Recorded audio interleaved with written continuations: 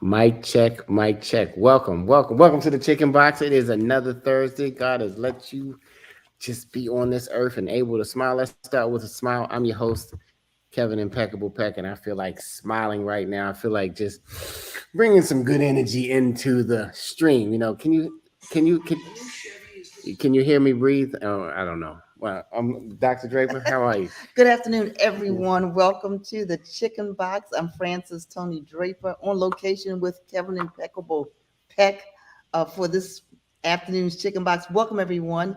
If you're from the Baltimore area, you know that a chicken box is four wings and a fry. Greasy. It's greasy and it's salt, pepper, and ketchup, Right. and it's things that that you like. Some people like hot sauce. Some people like to mix it together.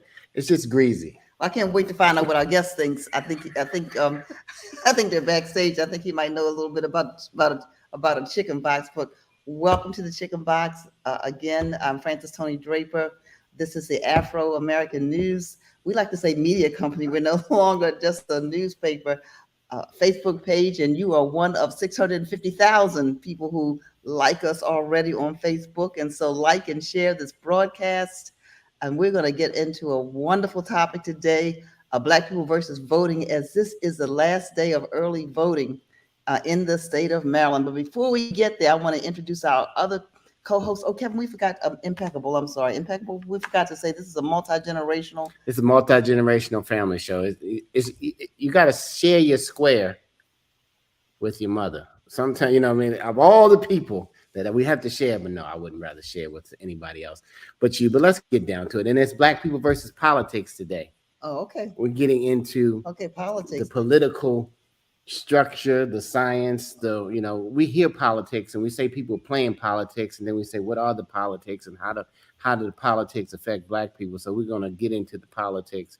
We have a special guest coming up. He's a busy man, of course, running for the Democratic seat of governor of Maryland, Wes Moore. We're waiting for, he is leaving another engagement, and I was told by his team he was just there. He will be joining us immediately. Courtney Alexander, one of our newest members from Chicago. How are you this morning? I'm doing great. I am blessed to be here. Welcome, everybody, and thank you for another show. Absolutely. And we have a special guest today, Kara Thompson. She's one of our Afro interns. She's leaving us, but she did a fantastic job in helping us bring the endorsement of Wes Moore by the Afro. Why don't you kind of introduce yourself since it's your first time on the Chicken Box, Kara? Hi, thank you for that introduction. My name is Kara Thompson. I'm a student at the University of Maryland, a journalism student, and this summer I have had the pleasure and the honor of interning here at the Afro, and this is actually my last week. So I'm really glad I get to be on the Chicken Box this week, because this is something I've never done. I'm very excited to have a conversation with everyone and Wes Moore. Absolutely. As we wait for Wes and his team to come on, if you could just hit the share button. Mm-hmm. If you're in Maryland, there's a big race coming up, and you got to get out to the polls. You don't have to, but you should. It's your right to get out and cast your vote if you are interested in change and moving forward in the future of not only the city, but of the state. I said the city because I was thinking about Baltimore, but it's many cities in Maryland. No, this is a state. This is the governor. Go ahead. Yeah, these are the midterm elections all over the country, and the Maryland race for governor is hot, both on the Democratic side and the Republican side. And so there are many qualified candidates running on the Democratic side. And we have endorsed one of those, Wes Moore, and he will be with us shortly. Lisa's checking to make sure he's not having any technical difficulties, but we are anxiously awaiting him to come back. He was backstage a few moments ago. So hopefully he'll be back with us soon. So I don't know how many people have already voted, but welcome everyone who's watching. Byron Deese, we see you. Lenore, look, Impeccable. There's one about Jules, who's been with us like from the beginning. If you've already, good. Wes, okay, Wes is backstage. Why don't we bring him forward? Right, because we couldn't see you, Wes. How y'all doing? Absolutely. How you guys? It's good to be on the Chicken Box. Glad to have you on the Chicken Box. Now, these are two people that really need no introduction. They really don't need any introduction. Even before West declared his intention to seek the Democratic nomination for the governor of the great state of Maryland, he was well known throughout, I want to say throughout the world, Westmore. I don't know if you remember when we first met. You were meeting with Jake over, I think, a lunch at on Charles Street, and I stuck my head in and just said, "Hey, I think you were promoting your book or doing something, you know." And Dawn, so glad to have you here. So let's pause for a minute and ask, Wes. We have, as you already know, and you've been promoting it too. We were privileged to endorse you as the Afro's pick for the Democratic nomination. This is the last day of early voting, but I want you to. Here's what we're going to do. I'm going to ask you to introduce Dawn. Dawn, I'm going to ask you to introduce Wes. Dr. Draper, that is my honor. That is my honor. And first we say this means so much to be with you all. You know, Dr. Draper, you are just not just a legend. You are someone who our entire community is immeasurably better because of you and because of your leadership. To just bless you and Mr. Impeccable. I give you right now. You thank you and bless you for all you continue to do. But I have to weigh in on one thing real quick. And Karen, Courtney, great to see you. There's only one way to have a chicken box. That's everything on it, except you got to keep the ketchup off the chicken. Hot sauce on everything, salt, pepper on everything. But ketchup does not go on a chicken. There's only one way to have a chicken box. And that's what. Hold on, let me come back on now. We get into the great chicken box debate. But if you've never tuned in, this is the Chicken Box, powered by the Afro-American newspaper with Democrat.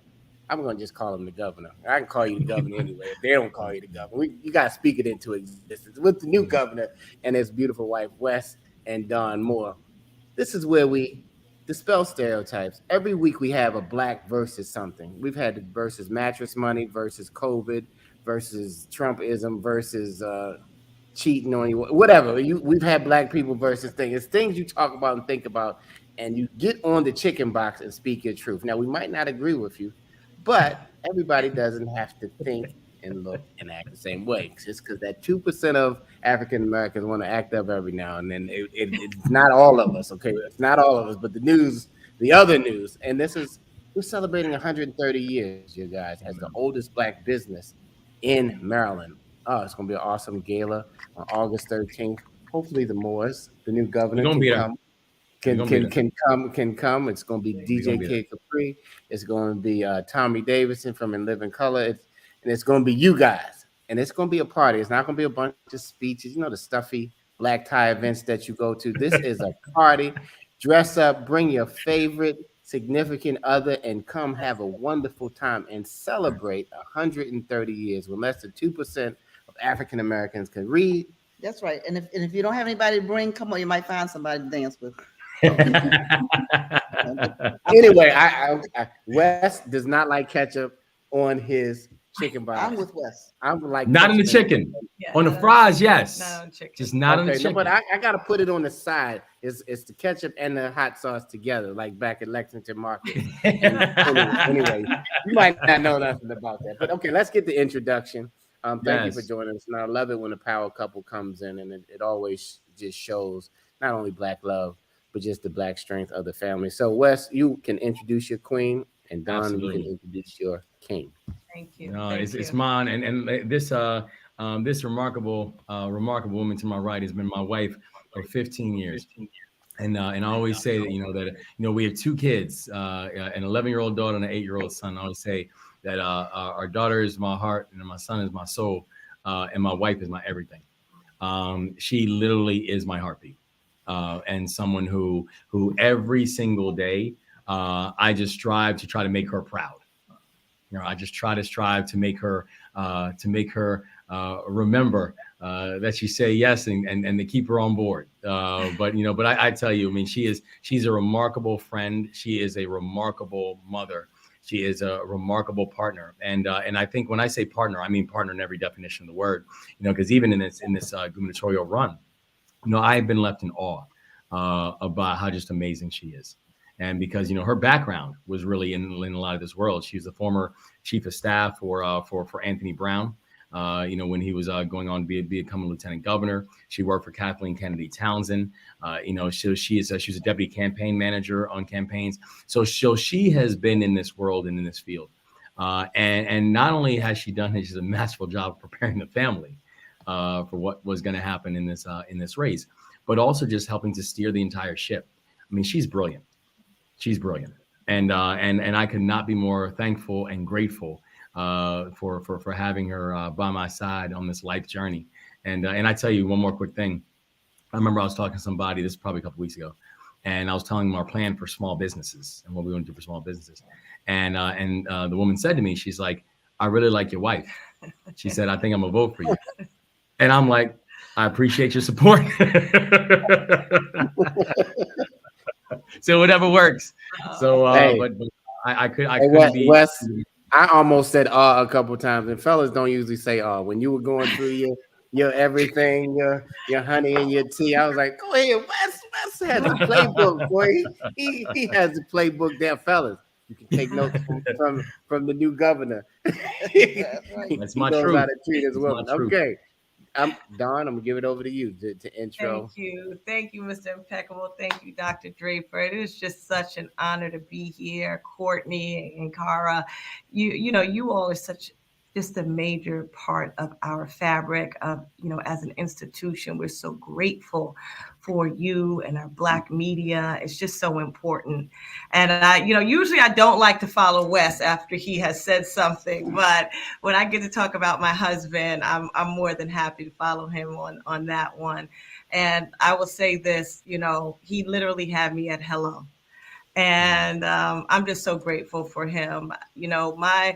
Our children are so blessed to have a father like Wes. Wes lost his father when he was very young. And I said this to him one time. I think I heard somebody else say it. I thought it was powerful. When you don't grow up with somebody, like a parent, it can go many different ways. But I think Wes has chosen to be the best father he could ever be because he didn't have that growing up. And he's an amazing husband. My husband is a promise keeper. There's so many things I could say about his bio and, first Black Rhodes Scholar in the history of Johns Hopkins University. He is, a combat veteran. He was the first Black CEO of one of the largest anti-poverty fighting organizations in the country. I would say, this journey has been amazing. As the young people say, we started from the bottom and now we're here because no one will ever outwork my husband. I don't think the young people said it, but our generation said it. We said it. They don't know nothing about that. and he's a front runner. He's a front runner. So thank you so much for your support of Wes, your endorsement. I told him this is the last thing I will say about this. Of course, we talked about this in depth as a family. And I said, listen, if you decide to do this, I'm 1,000% in. And I said, you will be the one they never saw coming, and it will be your time. And that's what it feels like. This is our time. Collectively, it is our time. Thank you so much. Absolutely. If you're just tuning in, we have Wes Moore and Don Moore on the Chicken Box today as we go on this journey, y'all. This is Black People versus Politics. Do you get involved? Are you involved in your community? It's not just Wes and Dawn and Courtney and Carol. It's everybody collectively not pointing the finger and saying, what can I do? So let me go to my young generations. Yeah, the Gen Zers. Let's go. Let's hear to them because we endorse. Why don't before we do that? Every year, every election for how long? I don't know.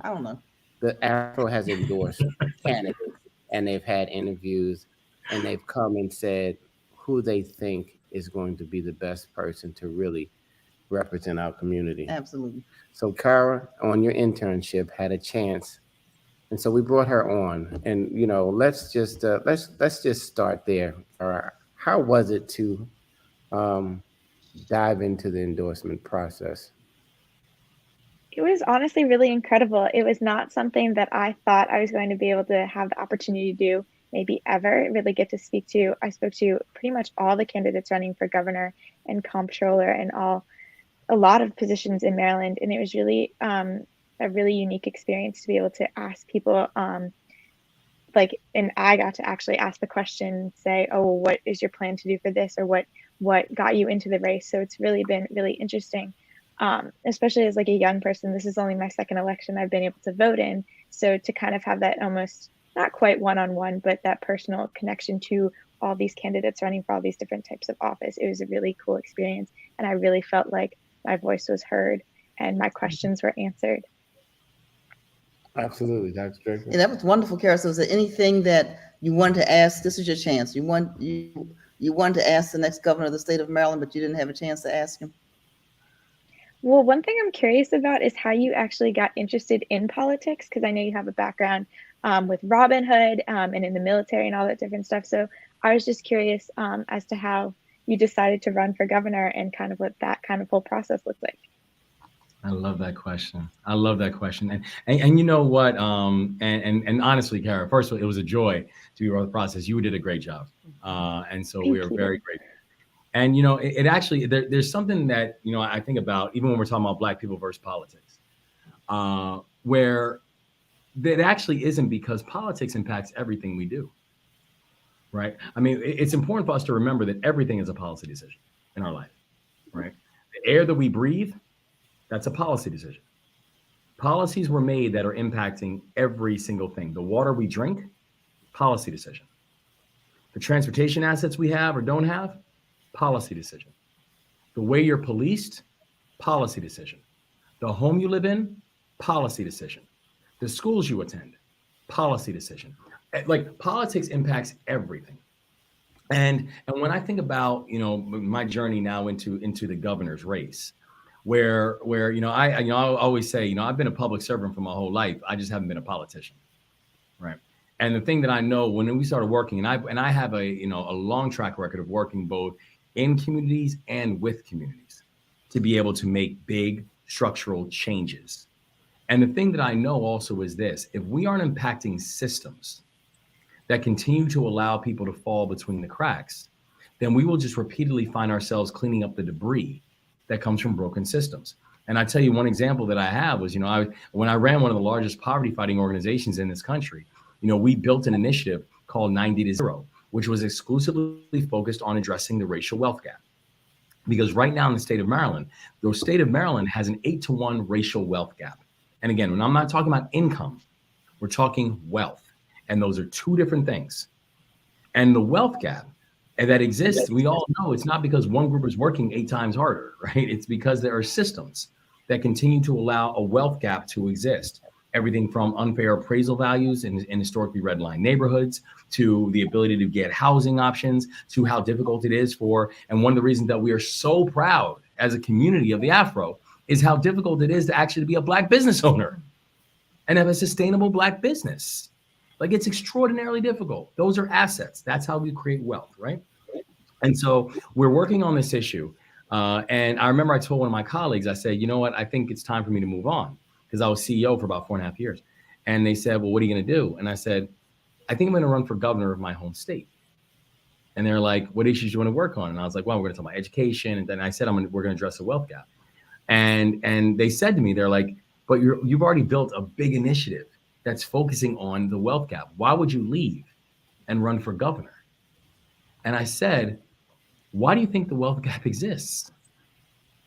That's a policy, right? It exists because we've had policies that have allowed it to exist and allowed it to increase during that time.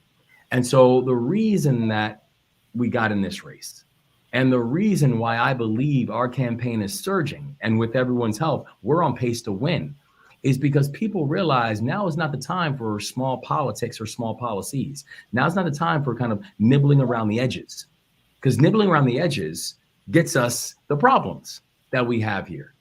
And so we feel like we are this is a unique moment for us to actually create generational change to these generational challenges that continue to sit on us and continue to persist, because, the small incrementalism we are well past that. We've got to actually go after systems that continue to allow these type of gaps and disparities to exist. Man, that was a great question. That was a great answer. Are you a preacher as well, Wes? I'm trying to figure that out. Yes. Well, you know, it's so funny. So my whole family, I come from a long line of preachers and teachers, and my grandmother, who was about to turn 95 years old, and she lives over in Anne Arundel County now.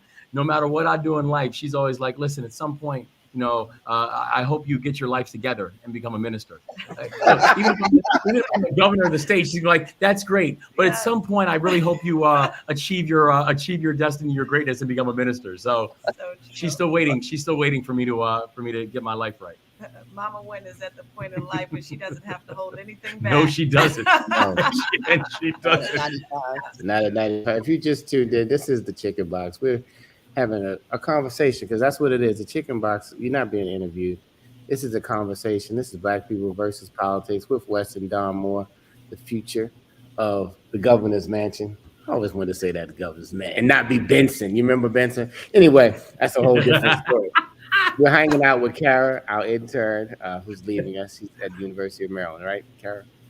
All right, I don't want to get it wrong. She's not leaving us all the way, though. She's going to still yeah. freelance writing. We for have us. you. Okay. Yes, You're not am. leaving us. I'm not going to say it anymore. I'm not going to No. speak for those of you. And then we have Courtney, who just recently joined us. Courtney, you can get on a hot seat and say or ask anything that you would like to our future governor. Sure thing. So you mentioned community a few times, and it sounds like you are actively involved. How necessary is community development and education? Love that question. It's everything. You know, I used to have a sign that sat on my desk, Courtney. It's a great question. I used to have a sign that sat on my desk, and it said, "The people who are closest to the challenge are the ones closest to the solutions." All right. The people who are close to the challenge are the ones who are close to the solutions. The problem is they're hardly ever at the table. We oftentimes have a whole lot of decisions being made about people without people, right? And things have been made about our lives, but we're not part of the conversation. And so when we're talking about what does it mean to have community involvement and community engagement, it really comes back to the question of how sincere are you to actually solving the problem? And when I look at the platform that we have built out, you know, one of the things I'm really proud of is, you know, we've received the endorsement from Maryland's teachers. And so 76,000 strong came out and supported us because they believe we would be the best partner to be able to get the work done. I was very proud to work on the blueprint, which for those who might not know is a groundbreaking piece of education legislation about how do we do to get, you know, what do we do to make sure every Maryland student has a world-class education. I was very proud to testify on behalf of it. As governor, I'm going to be very proud to make sure that it is fully funded and work in partnership to make sure that it is properly implemented. But every single component that's inside the blueprint that we worked on and that we're going to be proud to implement were things that were community driven. So when we say we are going to have free pre-K for every child in need in the state of Maryland, that was a community driven initiative. And it really drove because the data continued to show that 80% of all brain development happens in a child by the time that child is 5 years old. So we cannot have children starting school at 5. It just doesn't make sense. But the way we got that was from community. When we talk about things like we are going to put together platforms and pathways to be able to make sure there's mental health supports, both for children, but also for educators. That came from the community because the community was saying it can't be exclusively for one or exclusively for the other. When we said we're going to invest in apprenticeship programs and trade programs, or the fact that, that for all young people, they need to have economic pathways, you know, regardless of whether they go to a 4-year school or not. That came from community. Or when we said that this is going to be the first state, and hear me, this is going to be the first state in this country that is going to have a service year option for every single high school graduate. Every high school graduate will have a chance to have a paid year of service to the state of Maryland. And they can choose however they want to do it. It can be in the environment, it can be in education, it can be in healthcare, their choice. But we're going to do it because it helps to address the college affordability crisis. We're going to do it because it provides pathways for experiential learning. And we're going to do it because service is sticky, right? Those who serve together generally stay together. In this time of political divisiveness and vitriol, service will help to save us. but those were all community-driven initiatives. And so we're really proud that everything that you are going to see from our platform, whether it's about education or transportation or housing, regardless of where it goes, it is because it came from the community. And I'm proud of that's the way I've always led. And it's the way that I'm going to lead as the state's next governor. And if I could just add to that, watching Wes through this whole process and obviously watching him be a leader of so many organizations, he gets so excited about this involvement and this type of leadership, from community. I remember Wes did what you call a teletown hall, and he did it with Congressman Steny Hoyer, who endorsed him. And 4,000 people showed up on this teletown hall. He said, that's what we got to do in government, because people want to be involved with their process. It's not just about, okay, this is what's happening to you. This is what's happening with you. These are the decisions that are being made. And this is what I think people are feeling. When you have a leader like Wes, who has energy, who's a visionary and bold leader, but you also have a track record of getting things done. That's why we see so many people joining this campaign, because they want to be a part of something that is future facing and that is about change. And Wes is a change agent. So I think in a more Miller administration, you're going to see so many things. You're going to see transparency in government. You're going to see accountability in government. And that comes from the leader. And I'm telling you, Wes is so excited about all of these different opportunities. Absolutely. That's a mic drop moment. If you just tuned in, I'm going to let Dr. Draper. So you got a family box. This is a family box. Down here is the Afro family box. And everybody who's watching are part of the extended family. You got to know one thing, that we are not controlled by any other voice. So what we run on our pages are things for us and by us. We're not for sale. Amen. Haven't been for 130 years. And it's just important that we get the information to our community. And thank you for the energy that you're bringing just to this space, because you're inspiring somebody at this very moment. Either you're watching now live or you're going to watch in the future. Because Dr. Draper, which is my mother, has a question. Okay. You ever been pinched in church, West, when you were doing something? Now, and when you tell a tale, you're supposed to get some soap, right? I didn't pinch you. I have pinched you, but I did not pinch you. I didn't say just now. I'm just saying, but you have pinched He's having a flashback. A mama can look at you like you're getting pinched. No, thank you, impeccable. So anyway, Wes, I heard you talk about your blueprint for business, and specifically for Black business. I'm always concerned, especially in Maryland, and this is true probably across the country. We have lots of micro businesses and lots of small businesses, but very few businesses that scale to go beyond the Small Business Administration's definition, to graduate out of that small business status. I mean, how do we work that? How do we do that here in Maryland? We have and I applaud the brothers and sisters that are entrepreneurial, they're starting these businesses, but most of them don't get to $1 million, which is a drop in the bucket. And I think the SBA, don't quote me on this, but the number for the SBA to get beyond small business is way beyond that. And our businesses don't seem to be able to scale. Dr. Draper, you are so 100% right. Most of our businesses have fewer than 5 employees, right? So we're not even talking small, but we are talking about micro businesses. But also, they're employing a lion's share of Marylanders. So when we're talking about what does it mean to support business in Maryland, we're not talking about the ones that are hiring 10,000 people a year. We're talking about the ones that are literally the small and the micro businesses. That's the heartbeat of our economy in this state. And so there's a few different things that we have to be able to specifically focus on. And I'm proud of the fact that, I'm the only candidate in this race who's actually run a small business, has actually run a business. And so when people say it's really hard to build a business in Maryland, my answer is I know, right? Because I had to do it for a while. And so the few things that we have to be able to do and center and focus on. One is we've got to address the issue of access to capital. Because one of the biggest challenges we have for our small and our micro businesses is the basic access to capital. And so when you're talking about small and micro businesses, you were talking about things like, the early stages, right? As we all know in business, call it the friends and family round, right? The challenge of the friends and family round for a lot of businesses, and particularly businesses owned by African Americans and people of color, is our friends and our families are different.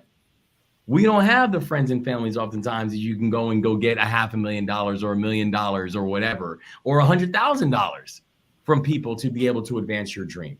And so that becomes very limiting and very challenging. So we as a state can actually do more to ensure that we're getting liquidity and getting capital to our small and our micro businesses. And the way you can do that is really by making sure that we're actually financing and incentivizing our Black-owned banks, our MDIs, or minority deposit institutions, our CDFIs, that if you're capitalizing them, they are going to ensure that we're capitalizing our community and our small and our micro businesses. Because for the large banks and that kind of thing, that's fine. But the reality is someone who's coming up in West Baltimore probably does not have a relationship with somebody at Morgan Stanley. Mm-hmm. And, right. I think you're right. You're right. I think we can stop doing exemptions. If you can't don't say you can't find the business to do, for the state can't find the minority business, and then people ask for a waiver. Correct. And that's a whole nother thing. So you're absolutely right. We've got a procurement process inside of the state of Maryland that is functionally broken. Mm-hmm. And so let's be clear. So we'll break this down for everybody. So the state of Maryland has a 29% goal for MBEs. So all minority business enterprises, there's a 29% goal that all business done has to be done with qualified MBEs, right? The state of Maryland has never hit 20%. We chronically never hit that number. Last year, in fact, the number in the comptroller's office, someone who's currently running for governor, the number in his office last year was 16. Wow. So he's never come close to being able to hit the MBE benchmark. So we have an MBE goal of 29% that we never come close to hitting. And I always say a goal that you never come close to hitting is not a goal. It's a suggestion. We actually have to set up real goals with accountability measures and with enforcement. Because if we're not hitting the 29%, then you're absolutely right, Dr. Draper. People will say, well, would you get out on a waiver? Because that's the way we get work done. Or we can say we made a good faith effort to be able to find an MBE to participate inside of the contract. Well, good faith effort ain't good enough. Absolutely. And it's not just construction. It's also goods and services, like advertising and Afro, the state, for example. So there you go, right? So we've got to get rid of that. We also need to do a better job of getting our businesses, because we can have a pipeline for subs, but we don't have pipeline for primes, which is the bigger deals that we want to be able to get done. In fact, if I'm a Black-owned business in Maryland, I've got a better chance of getting a federal contract than I do a state contract. Yep. I got a better chance of going to the feds. So we have to really rethink our procurement process, because procurement is one of the core ways, and fixing procurement is one of the core ways we're actually going to drive wealth in our communities and to be able to close the racial wealth gap. And so, we're very proud of our plan, where we have a very detailed. You go to westmore.com and issues and unlocking opportunity for Maryland's Black families. It is a very detailed breakdown of the things that we can do to create economic opportunity in our communities, but we've got to take it seriously. And we've got to be intentional. Sorry. And what's the loss of GDP to this country as a result of? Well, yeah, and again, these aren't like anybody's number. This is Citigroup put out a report that this country has lost $16 trillion in GDP over the past 2 decades because of the racial wealth gap. $16 trillion. We have a lot of new entrepreneurs out there, Wes, and procurement might have flew over their head. I remember when I was young and I heard procurement, it sounded like a disease or something. Can you just break down procurement just in case they need something procured? Absolutely. So, no, I'm glad you said it. So procurement is basically every time the government does anything. And when I say anything, it means anything, right? The people who are doing after school care, the people who are doing the custodian work inside of state buildings, right? The people who are buying toilet tissue. Who are buying toilet tissue. The people who every time you go out to a building and there's lunch, there is a business that they are doing business with that's providing that lunch, right? So anytime government dollars are spent, that's procurement, right? Because the government is actually really what the government is. It's the largest buyer in the state. So when we talk about a $64 billion budget for the state of Maryland, it's the budget that we use to buy things, right? Procurement is the ability for businesses to be able to participate in that. So if you have a toilet paper company, if you have a water company, if you have a construction company, right? Companies are being used and they are doing business with the government to be able to make that business work. So when we're talking about procurement, it's basically every time government puts out a request for proposal or an RFP, that these businesses apply to be able to be the ones that are going to then do business with the government. And the government has benchmarks as to what they want for there to be minority business enterprise participation, women business enterprise participation, veteran business enterprise participation. They're benchmarks that they have, but we consistently are not hitting them. And I was too, just to see, you know, Wes's leadership in action. When he rolled out his campaign, his North Star was work, wages, and wealth, right? And we all see the signs all around the state that say leave no one behind. And what's so important is that you hear a lot of other candidates now talking about wealth, talking about the racial wealth gap. But I want to be very clear, because we are students of this. That is Wes's leadership, because now they're like, oh, well, let's talk about jobs and wages.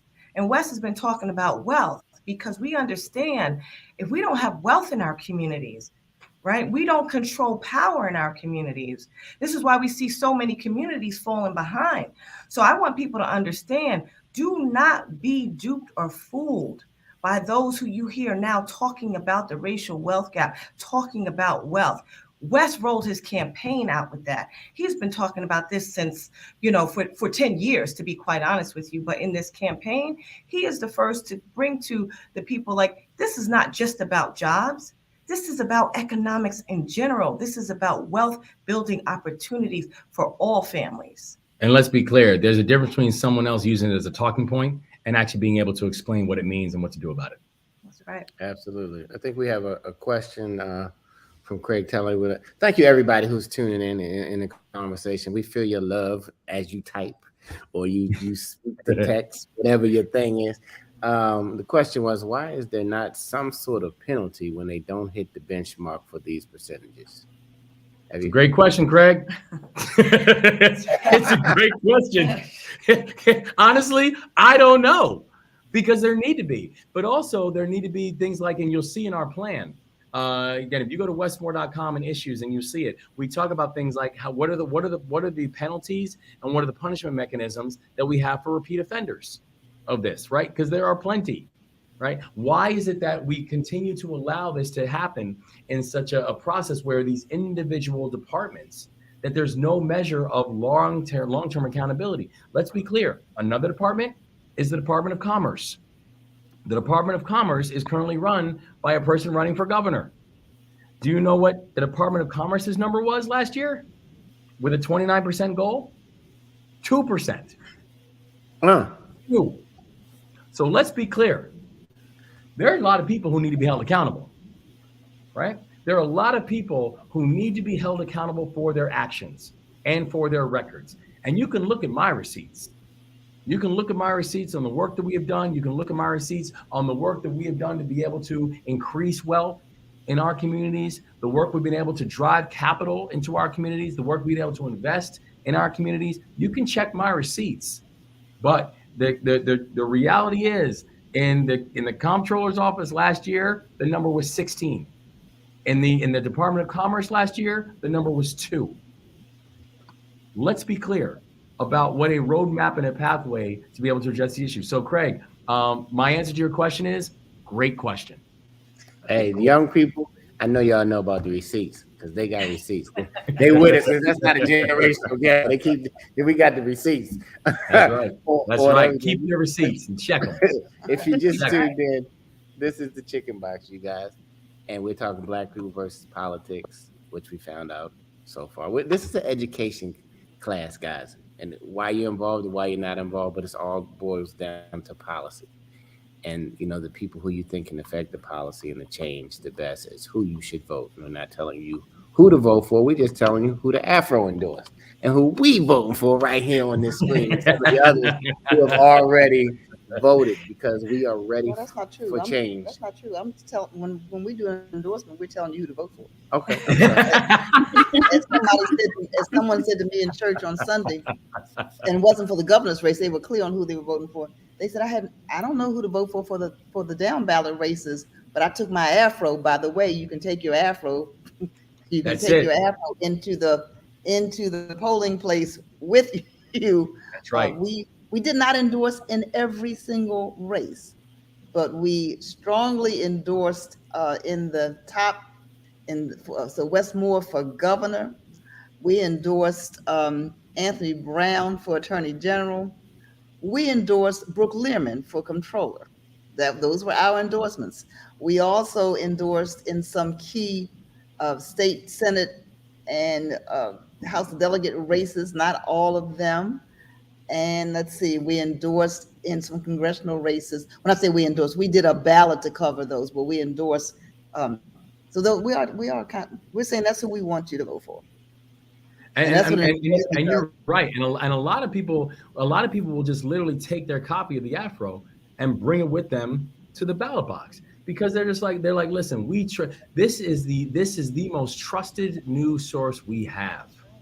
Right. And these folks, and let me be clear, and for all of you who are watching and listening right now, this process was an intense process. There were questionnaires, there were interviews, secondaries. I mean, like this was no joke. And so I think there's a reason why people say, if the afro's good, I'm good, because they've done their homework. And so that's why I tell you, it was one of the best days in our campaign when we got word that we received the afro endorsement, because you earned that. You earned that. Yeah, you work for it, and Kara and the editors and the team there, they actually were the ones that asked all of the questions, and then they had the hard job of making the recommendations to me as the publisher. So that's good. Courtney, you look like you need to jump in this conversation. Impeccable. We don't want to dominate the conversation.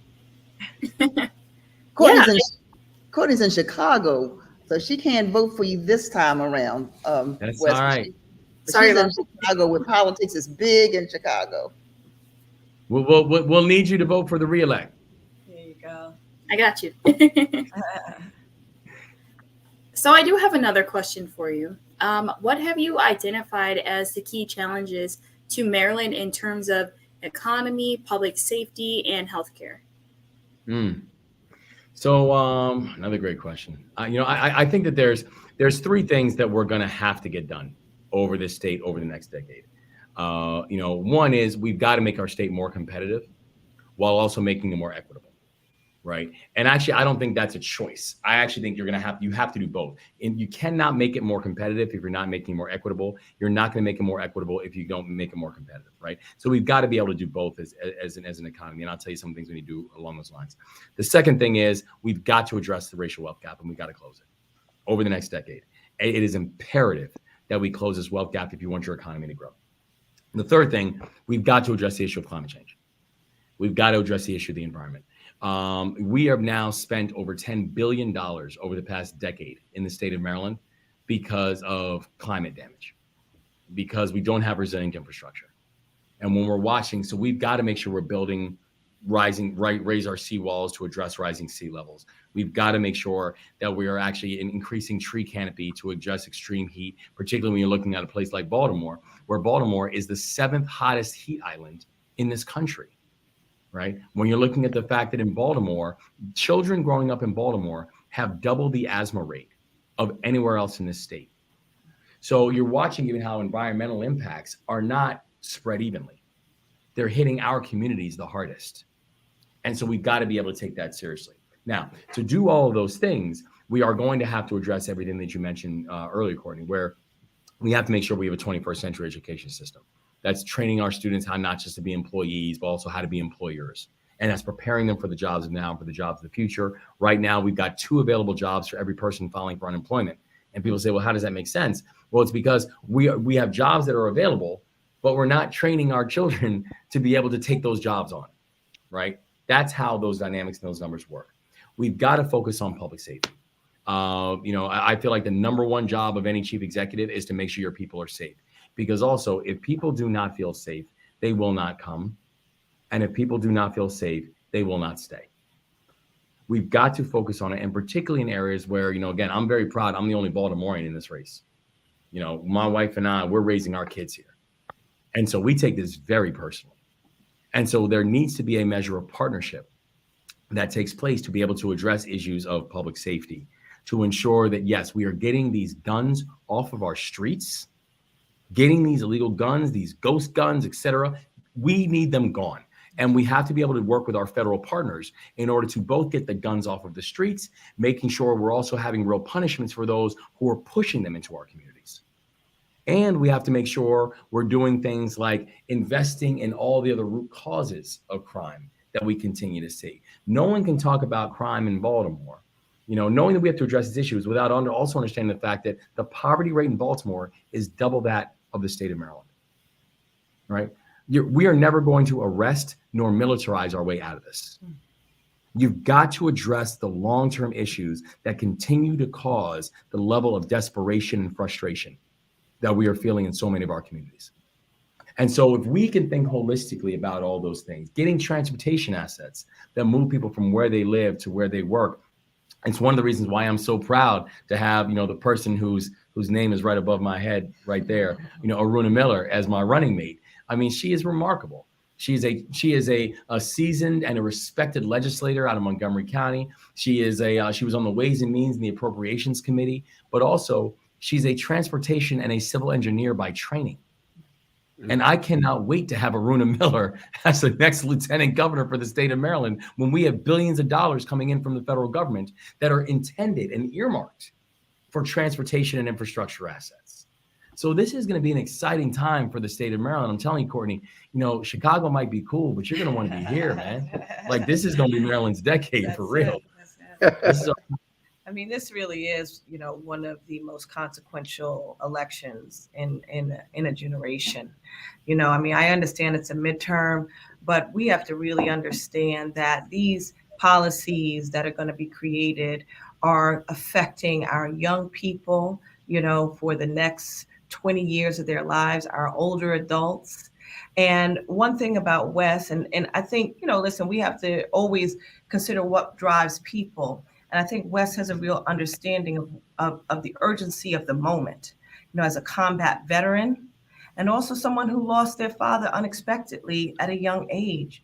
I feel like he understands life is fast and it's quick, and we have to affect change. We cannot keep putting people in places where they don't understand the urgency of everyday people going to work, raising their kids, wanting to come home to safe communities. This moment is urgent, and we need a leader who understands and acts with urgency. Absolutely. If you just tuned in, we're winding down. This is Chicken Box. The grease is getting hot. It's the questions are going on. The future governor and his beautiful wife Dawn have stopped by. If you missed their love letter to each other, you got to come back and watch it. That was in the beginning. So, if you want to know if she's just there because he needs somebody to be with him, no, that's not the case.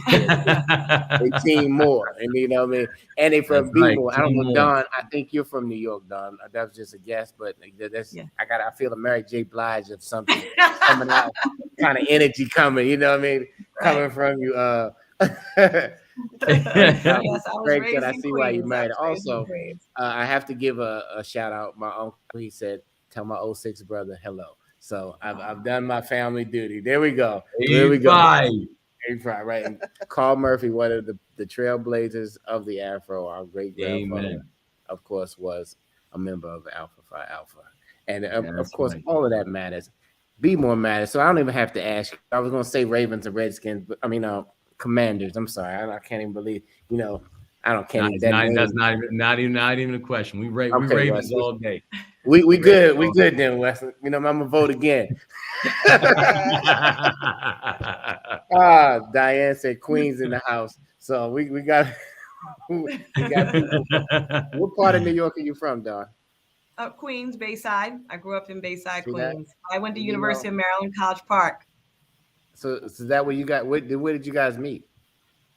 Well, we sort of joke and say it was like an arranged marriage because I was actually running a campaign in Prince George's County, and our family, his aunt and uncle were good friends with are good friends with my aunt and uncle. And they said, "Oh, you guys are in public service." And my aunt said to me, "You know, he's like your father and your brother." And I'm thinking like, "Oh yeah, that's who I want to meet right now." But like I said, he had me at hello. When he came to the door, I was like, "Oh, hi," you know. And he said, "Let's go for it. Let's go for coffee." Because I guess he figured that could be like 10 or 15 minutes. Coffee can be done quick if you need it to be. Go very quickly. But that coffee that was supposed to be 15 minutes was 5 hours. Yep. As we say, the rest is history. Good coffee. Right. That's some good coffee. Good coffee. That's some good Absolutely. coffee. So this is getting near the end, and we all get on the box to speak our final truths. Unless you have something, being the CEO and the chairman of the board and the publisher, that you would like to interject at this time. I'll wait till my turn on the box. All right, I'm going to give another shameless plug, you guys. It might be small, but it looks small. Come to the Afro party, okay? We can call it a gala. We can dress it up. I want you to put on your red carpet sexy, put on your black tie if you have it. Whatever you do, this is a night out with your lady or gentleman, or with the girls, or with the fellas. We're going to celebrate the oldest Black business in Maryland, third oldest in the country, y'all, right here in Maryland. Maryland, we have that historical fact that is still going, and we're going to celebrate. Hopefully we get to celebrate you as well, because you've been a part of the Afro family for, even if it's a day, you're part of the family. Now, if you read one thing, if you go on to afro.com, yeah, we say newspaper because that's what it started out, but we're a media company. Go to afro.com. We used to print weekly and daily. Now we're printing every second, I think. Whenever something happens, it's up on afro.com. And you can know that we're not here for the foolishness. Yeah, we have a good time, right? But this isn't gossip. This isn't World Star. This isn't what you're looking for, somebody falling down the steps. This is, this is not so you can take a bunch of shots. This is so you can say, this is the information that's important to my community.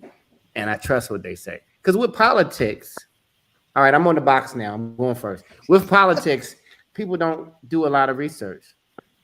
They hear stuff, just like the vaccination. They hear stuff. They don't do any fact checking. They don't search on their own. They take somebody, usually a non-credible source, and they make it their truth. But for 130 years, the Afro, I'm fifth generation, and I didn't want to be here. I mean, I'm telling you the truth. I would rather do something else. I've been in the music business for 30 years managing Drew Hill. But this is a family business, like calling and said, hey, if nobody steps up, Western don't need to run for governor.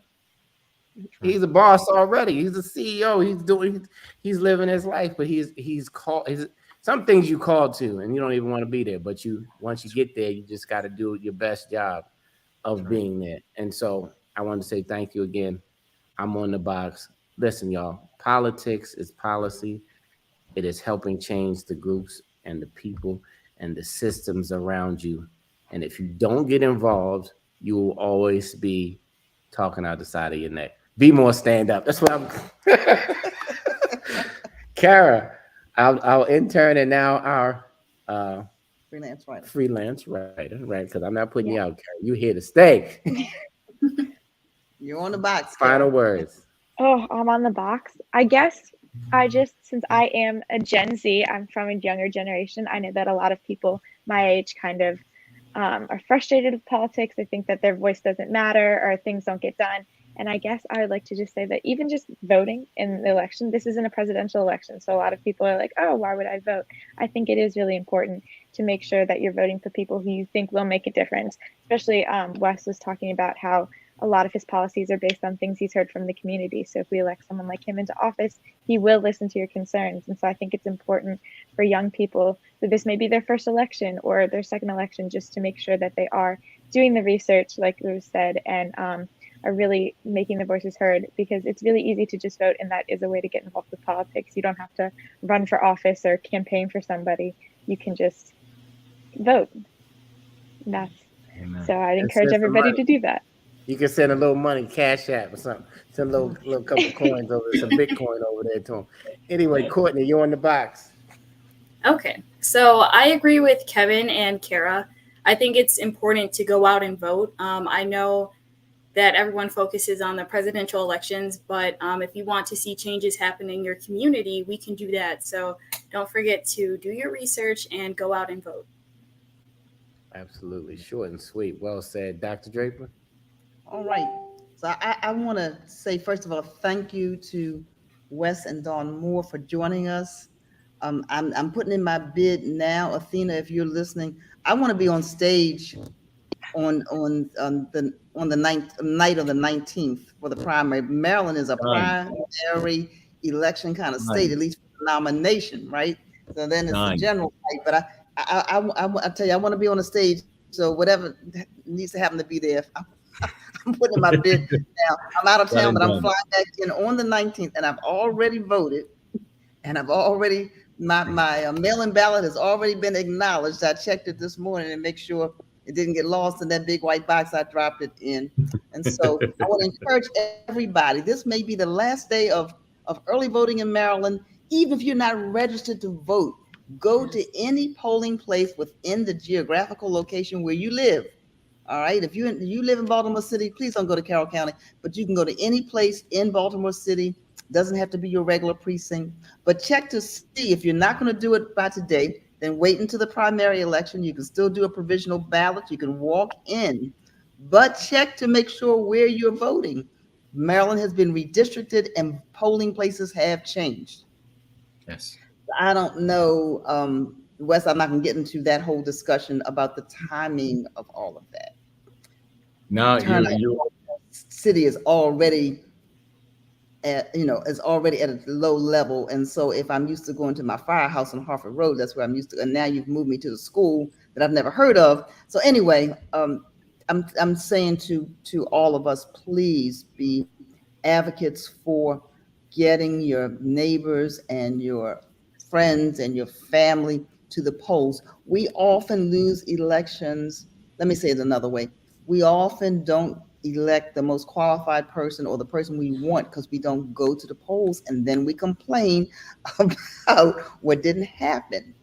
So those of you who've been complaining of 8 years of Republican leadership, those of you who've been complaining about Donald Trump's influence, even in Maryland, those of you who've been complaining about roads and highways and minority business and schools and whatever you've been complaining about and have not voted, you have no complaint. You get what you get. And so your vote makes a difference. That's what I want to say on the box. Your vote, one vote makes a difference. Ask Congressman Mfume, who recently endorsed Wes Moore. He won city council when he first ran for public office by just a couple of votes. And even on a recount, it was just a couple of votes. You don't have to win by a whole lot. And so Dawn said it. Wes is now the leading candidate, forecasted to win. Forecasts don't win elections. People voting wins elections. Endorsements don't win elections. The fact that the Afro had an endorsement for Wes and the other candidates is wonderful. But we don't win elections. People who vote win elections. And so I'm on the box. I'm saying to you, young or old, get up off your butt. They make it easy. Do it on, do it any kind of way you got to do it. Call the Afro. Somebody put the number in the chat. You need a ride to the polls. We'll help to coordinate a ride. But I do not want to hear the excuse. And it can't be raining from the 12th to the 19th and then raining again on the 19th. 12th to the 14th and then again on the 19th. It could be, but there's no reason not to vote. We do all kinds of things in the rain. Anyway, I'm off the box. I'm done. I took up the time that Courtney didn't take. No, listen, stay on the box. That's all right. That's your box. That's your box. You can do social media clips of that, Wes. Tell your team. That's exactly right. You got some good stuff. But listen, we leave the final words to the power couple because you are a team. You are a family. You are the people who we have endorsed to really represent us. We didn't talk about the digital because I always wanted to be tech sexy. I really, I'm Wes. That's another conversation. But we got to be the techiest state as well. That's right. But Man. But he's a techiest candidate. His social media numbers are off the chart. Anyway, we don't have time. But he's on the box. Okay. He and Don. Hey, it's our show, Wes. So we can go over a If couple minutes. If he's got time to do that. All right, you guys are on the box. Anything you want to say?